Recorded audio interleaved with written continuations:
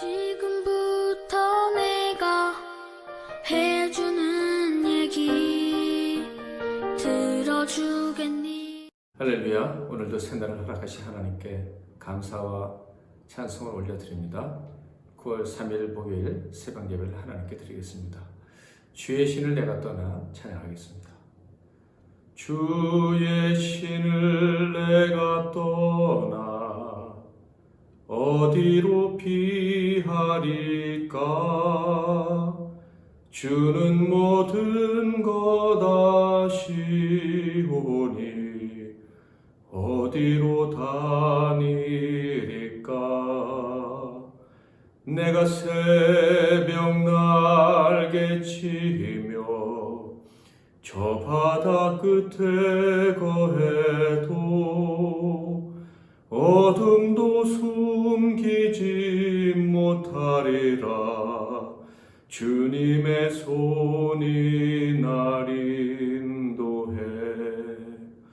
주님은 내 모든 것을 지으신 분이시니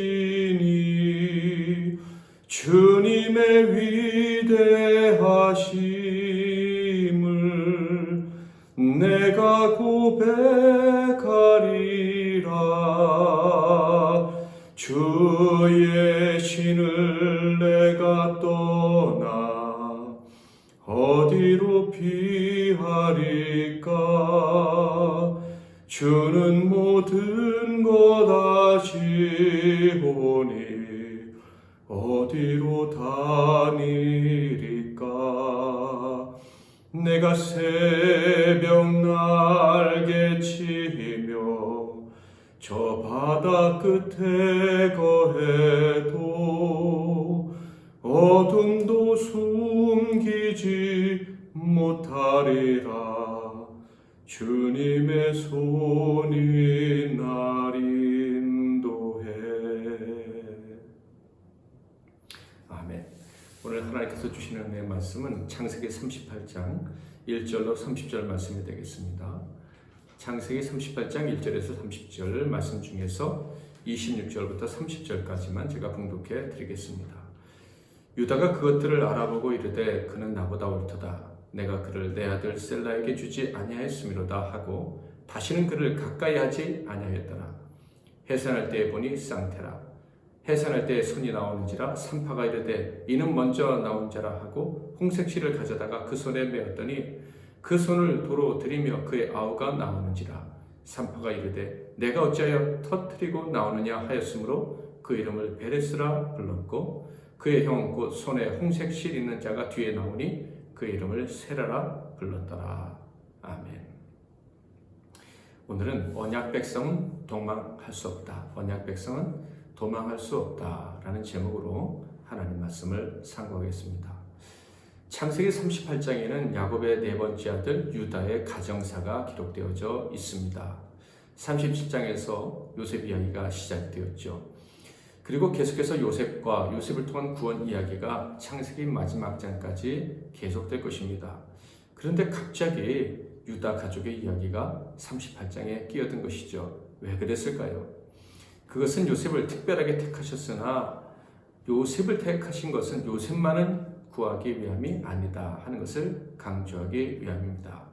즉 지금 하나님께서 요셉을 선택하신 이유가 무엇입니까? 바로 하나님께서 아브라함과 이삭과 야곱에게 주셨던 언약, 그 귀한 약속을 성취하시기 위함입니다.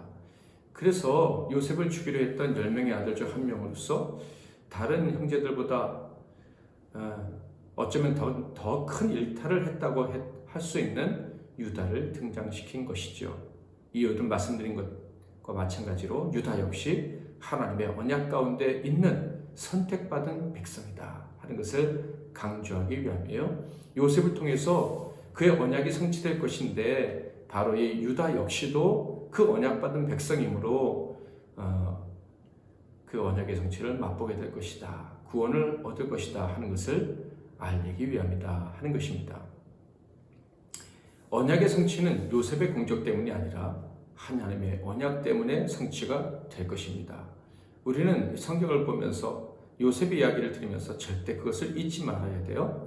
바로 38장이 그것을 우리에게 강조하고 있는 것입니다.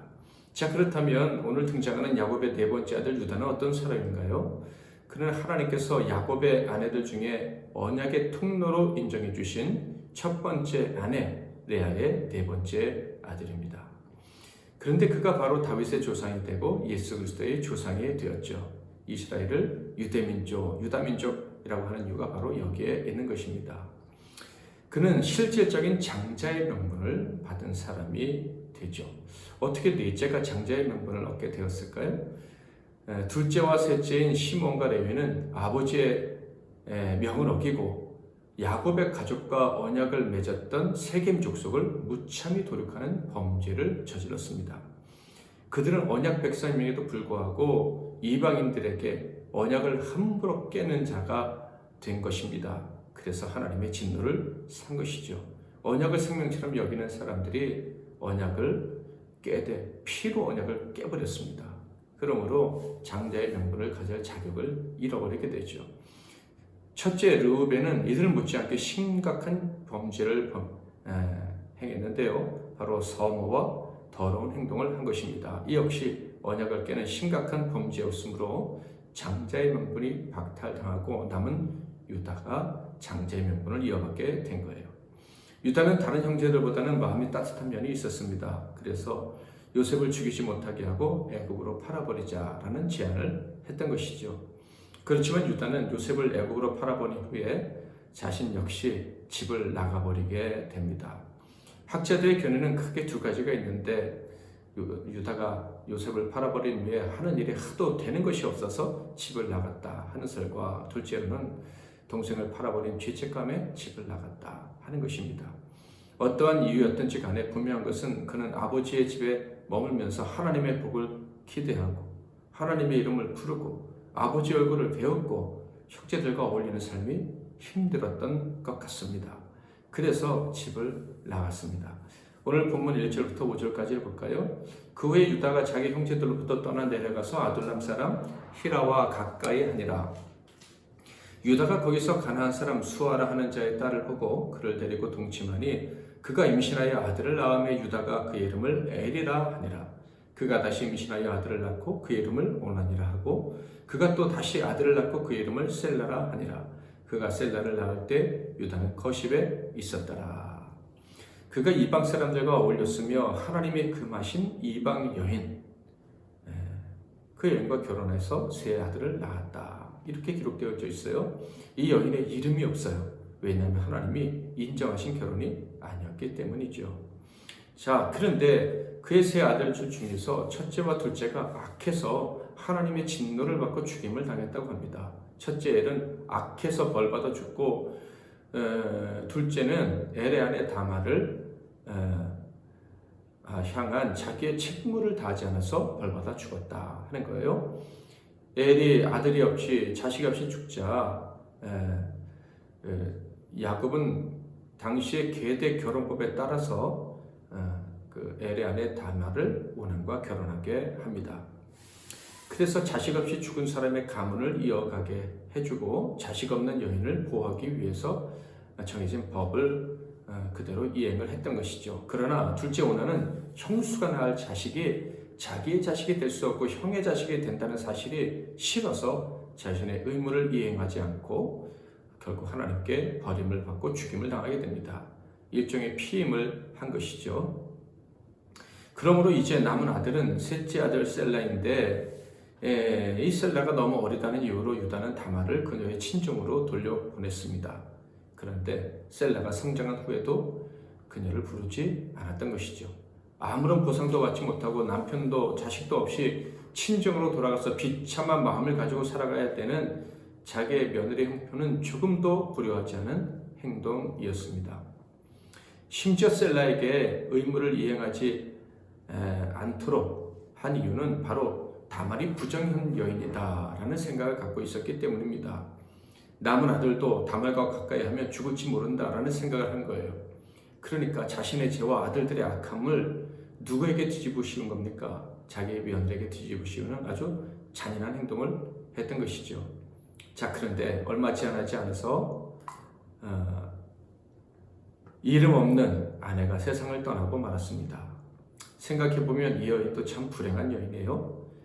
자기가 이방인이라는 이유로 남편의 신, 곧 하나님과 그 하나님을 섬기는 시댁으로부터 인정을 받지 못했습니다. 그런데 세 아들 중에서 두 아들이 하나님께 범죄했다는 이유로 죽임을 당하고 맙니다. 얼마나 기가 막혔을까요? 유다가 동생을 판 후에 다시 요셉을 만나기까지 한 20년 정도가 걸렸습니다. 그러므로 이 여인과 유다의 결혼 생활은 길어야 19년 정도일 거예요.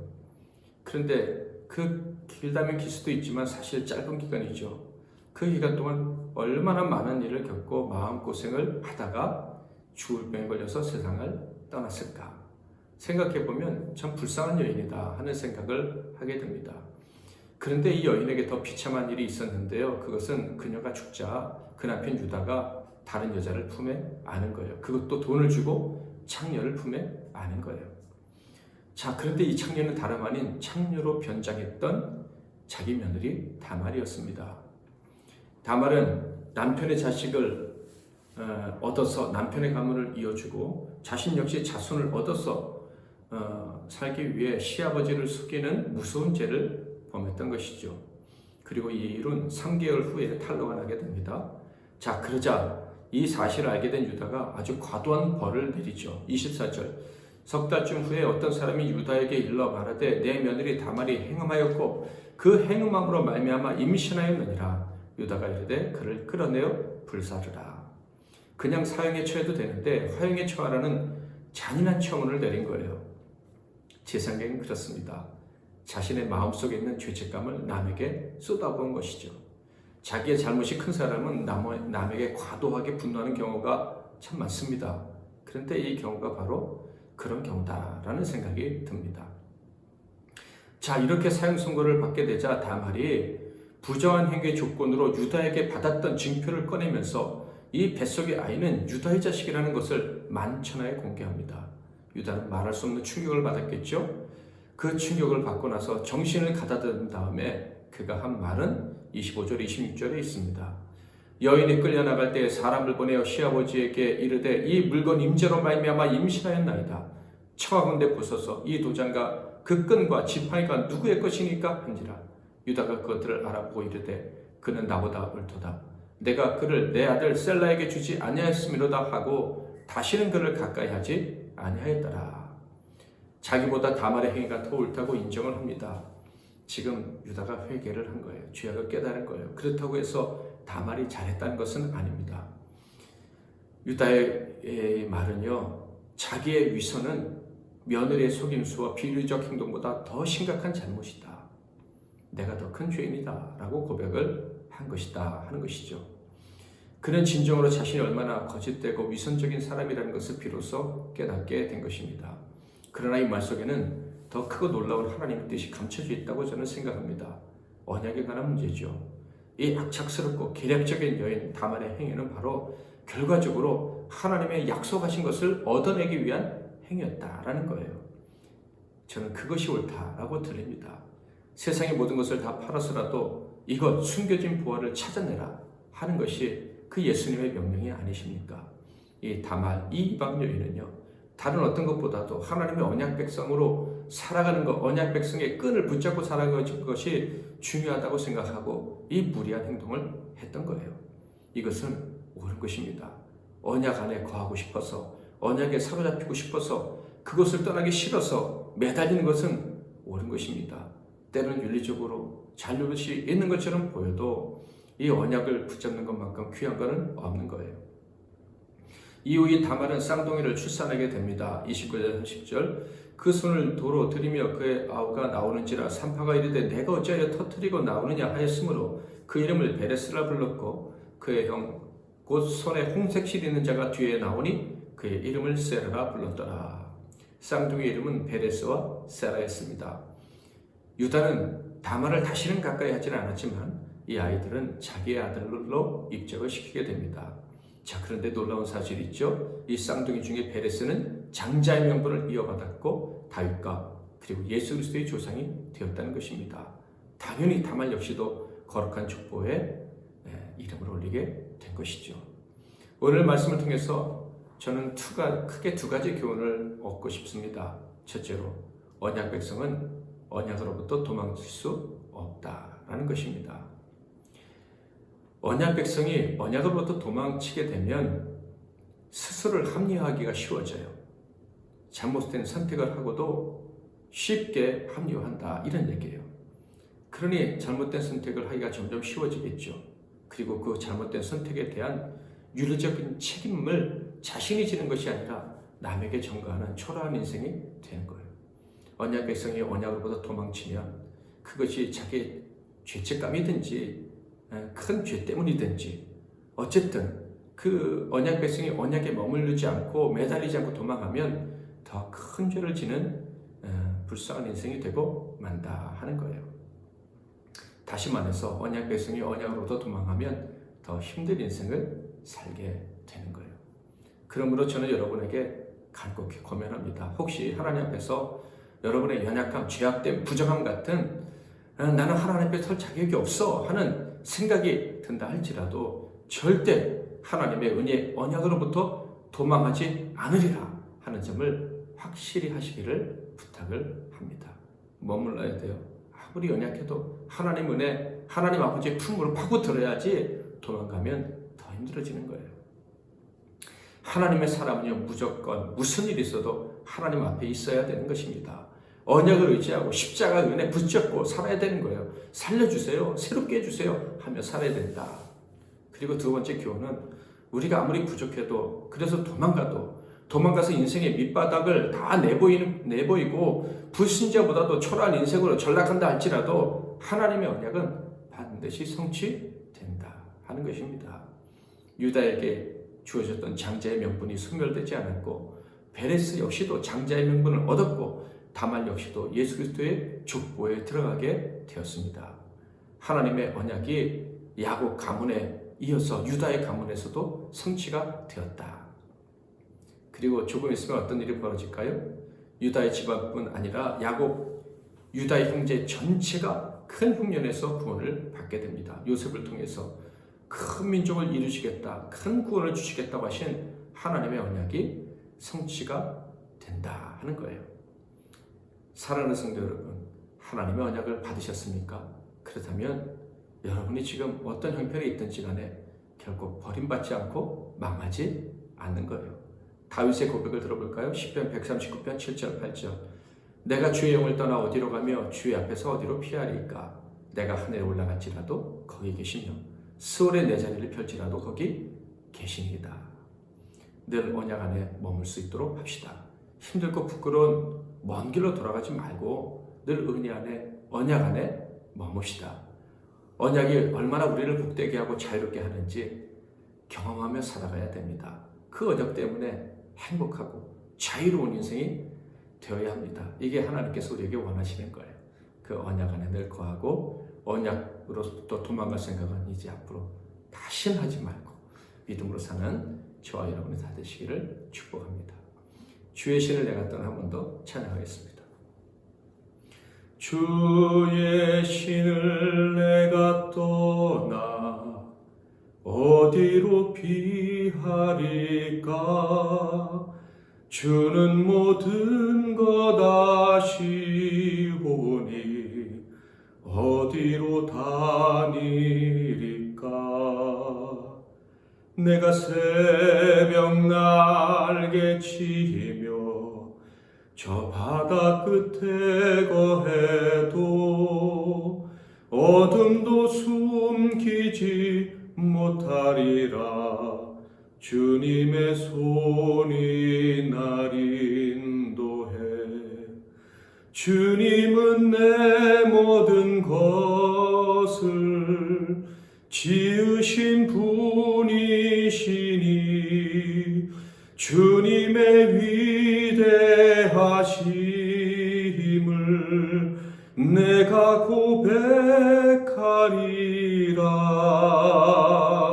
주의 신을 내가 떠나 어디로 피하리까? 주는 모든 것 아시오니 어디로 다니리까? 내가 새벽 날개 치며 저 바다 끝에 거해도 어둠도 숨기지 못하리라. 주님의 손이 날 인도해. 기도 제목을 드리겠습니다. 첫째, 하나님, 어찌하여 이 죄인을 언약 백성으로 삼아 주셨습니까? 언제나 하나님을 가까이 하면서 하나님의 언약 안에서 동행하는 기쁨을 누리겠습니다. 이 믿음의 길을 잘 걸어가게 도와주세요. 민족 복음화, 세계 복음화를 위해서 기도하시고요. 오늘 하루의 삶도 주님께 맡기면서 사랑하는 사람들, 동력자들, 사역자들, 그리고 MBC 나눔교회와 이 땅의 모든 교회들을 위해서 기도하겠습니다. 제가 잠깐 기도하고 여러분도 또 열심히 하루를 기도로 시작하시기를 바랍니다. 살아계신 하나님 아버지, 이 부족한 자, 자격 없는 자, 도대체 은혜를 받을 수 있는 이유가 도무지 없는 자를 불러주시고 놀라운 언약으로 우리를 하나님 자녀 삼아주시니 감사합니다. 늘 이 언약 안에 머물게 하옵소서. 이 언약으로부터 도망칠 생각하지 말고 이 언약 안에 거하면서 하나님 아버지께서 주시기 원하는 모든 복을 마음껏 누리고 자유하며 살다가 하나님 나라 가는 우리 모두 되게 하옵소서. 예수 그리스도의 이름으로 기도하옵나이다.